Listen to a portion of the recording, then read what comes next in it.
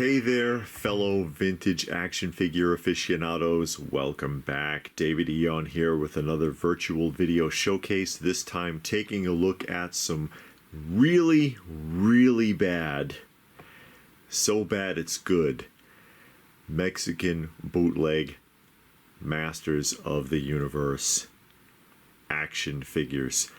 And barely just that. These are terrible. But as I said, so bad that it's good, as it were. And these belong to the wife. These belong to LPH. And what we have here, obviously, is He-Man and Faker. What you can't tell is how huge these things are. These are not small.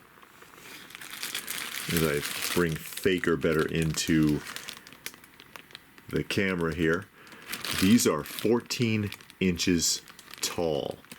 14 inches tall. And coming in at a whopping 4 ounces each. Hollow blow mold plastic. And you see the arms don't even match the rest of the body. They're a different color plastic altogether. Blow mold plastic weighing in at literally 4 ounces. Obviously a direct copy of the classic He-Man figure that they've scaled up to make this toy. That's in this extremely flimsy cellophane bag that is thinner even than the plastic used in grocery bags. If I were to rub this, it would probably tear a hole through it. It's so thin. And they spared every expense on the paint application. As you can see, they essentially just burst spray painted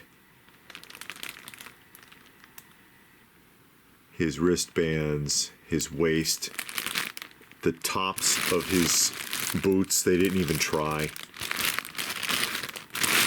You got 2 different colors on the chest piece there, because they did try to put a spot of red on the little cross. Someone painted his teeth. I mean, there's an effort made. Very small one. Although nothing on the back. They didn't bother with the back at all with this figure. They didn't even bother. Again, 14 inches tall, 4 ounces, because I did weigh this. And you can see where he has a hilt in his hand. He is holding something, but there is no weapon. There's no weapon with this figure. I guess they decided against it because it would have cost too much. Unbelievably cheaply done. And I know the term is Mexican bootleg. I almost hesitate to use it because technically it's a knockoff, but everybody knows the term Mexican bootleg, and that's what's often used by most people to describe these. There's only 3 points of articulation: the shoulders and the waist. And that's it. They didn't even articulate the head.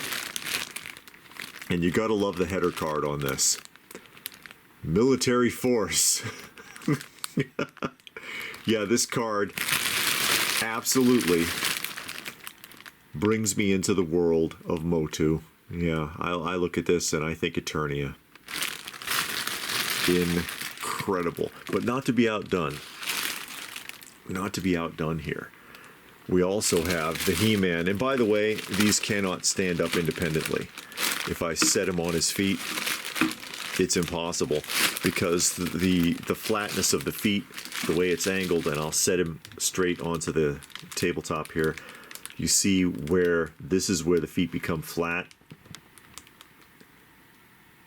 And so there's no way to keep it balanced. It just topples over. Both of them are like that. So you can't even make him stand up. That is nightmare fuel. That is a really ugly He-Man.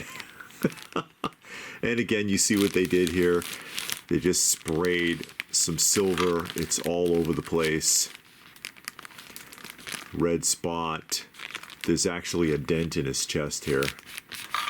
There's no way to fix that. The crotch and the tops of the boots essentially sprayed very quickly and thoughtlessly. Nothing on the gauntlets on the wrist, wrist pieces here. Nothing. They didn't even spray that. Same articulation, shoulders and waist, and no paint application on the back. And both of these, there's pieces floating around in there. This one too, because you know they didn't clean the molds out. There's shavings, I'm sure, inside the torso or the legs.